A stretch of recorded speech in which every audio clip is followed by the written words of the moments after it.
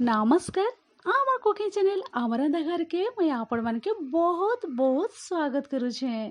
आज मैं आपण मन के लगी नहीं के आसी छे बहुत ही इजी रेसिपी और बहुत ही जल्दी रेडी हो जिबा और खाइबा लगी भी बहुत ही स्वादिया लगबा दही तड़का रे रेसिपी। जीरा राइस, भेज पुलाव, पराठा रोटी संगे भी आपण माने दही तड़का के सर्व करी पारबे। बहुत ही स्वादिया लगबा खाइबा लगी।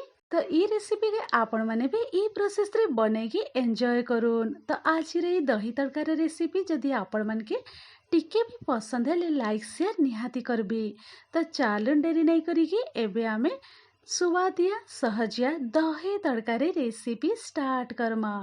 तो एबे मुई गैस सीट के पले आसी कढ़े गरम हेबार लगी रखी देइथिली। कढ़े भी हल्का रे गरम हो जाइए। एबे आमे तेल ऐड करी दमा।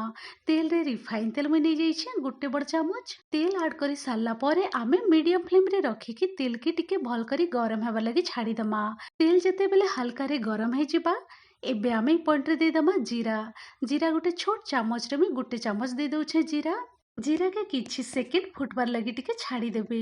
जीरा हल्का रे फुटी आसला परे आमे इने दे दमा पियाज और कच्चा लंका दे दउछे। कंचा लंका पियाज ऐड करी सारला परे सब ठेबार तक टिके आमे भाजी दमा। आ मने रखबे बिल्कुल भी पोड़ापोड़ी नहीं करबे। गोटे मिनिट पाखापाखी भाजी हो जाइए और पूरा पूरी सॉफ्ट हो जाइए देखिकी आपण माने जानि पारुथिबे। तो एबे आमे इने दे दमा अदा रसुण। अदा रसुण के मैं ग्रेट करके नहीं जाइथिली चाहिए आपण माने छोट छोट काटिकी भी यूज करि पारबे।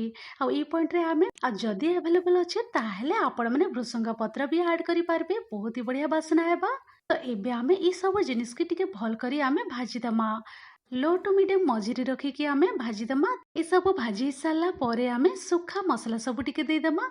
मसला रे इने नहीं जाइए कश्मीरी रेड चिली पाउडर नहीं जाइए बहुत ही बढ़िया कलर आएबा। कश्मीरी रेड चिली पाउडर दे सारला परे बहुत कम इने हल्दी पाउडर दे दउछे। हल्दी पाउडर टिके दे सारला परे जीरा पाउडर दे दउछे गोटे छोट चामच। एतिके मसला दे सारला परे आमे भल करी मिसई दमा। मिसई दे सारला परे इने देखि पारुथिबे हल्का रे टिके मसला सब भाजी ही जाइए। एबे आमे काना करमा फ्लेम के पूरा पूरी ऑफ करी दमा। ऑफ करी दे सारला परे आमे टिके ठंडा हेबार लगी छाड़ी दमा। एबे इने मुई आपण मान के देखै दउछि 3 ରୁ 4 मिनिट पाखापाखी हो जाइए और मसलाटा टिके ठंडा हो जाइए। आ मने रखबे मुई फ्लेम ऑफ कर देइछे बिल्कुल भी ऑन नहीं करबे। एबे आमे इने दे दमा दही। आ मने रखबे दहीटा पूरा पूरी फ्रेश दही आपण माने यूज करबे और दही के भल करी फेंटी के आपण माने ऐड करबे। तो पाखापाखी 2 कप मुई इने दही ऐड करी दउछे। आपण मान को जेतकी दरकार आपण माने से हिसाब रे दही के भल करी फेंटी के आपण माने ऐड करी देबे। दही ऐड करी दे सारला परे बहुत सारा कटा धनिया पत्र ऐड करी दउछे। धनिया पत्र दे सारला परे आमे मसला संगे भल करी सब जिनिस के मिसई दमा। तो चाहिए आपण माने तड़का के दही रे आपण माने मिक्स करि पारबे नहले आपण माने के मैं वीडियो रे जनता देखाउछे आपण माने ई प्रोसेस रे भी करि पारबे। तो इने देखि पारुथिबे आपण माने बहुत भल करी सब जिनिस के मिसई देइछे। मिसई दे सारला परे स्वाद अनुसार टिके नून दे दमा। नून दे सारला परे आउ टिके भल करी मैं मिसई दउछे। तार संगे इने मुई टिके चीनी दे दउछे अधा चामच पाखापाखी। नून चीनी ऐड करी सारला परे आउ थरे सब जिनिस के भल करी मुई मिसई देइछे।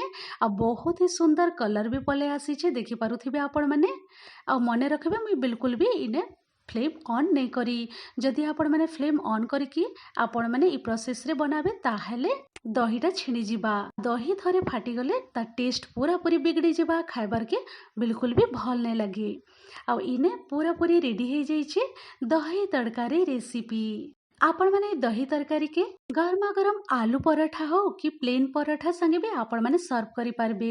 तार संगे जीरा राइस वेज पुलाव संगे भी आपण माने साइड डिश हिसाब रे आपण माने सर्व करि पारबे बहुत ही बढ़िया लगबा।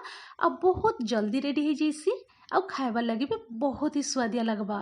तो आशा करबी आज रे दही तड़का रे रेसिपी आपण माने के निहाती भाबरे पसंद हिथिबा। तो आपण माने वीडियो के प्रथम रु शेष तक देखिथिबारो बहुत बहुत धन्यवाद दउछे। तो आपण माने भी ई रेसिपी के ई प्रोसेस रे बने की गरमा गरम आलू पराठा संगे आपण माने सर्व करूँ बहुत ही बढ़िया टेस्टी लगबा खाइबार लगी। चलो आपण माने भी बनेगी एंजॉय करूँ। मुई रहूछे फिर एंता इजी टेस्टी स्वादिया रेसिपी नहीं कि आपण मानकर संगे फिर थरे में भेट पड़मी। Thanks for watching bye bye take care.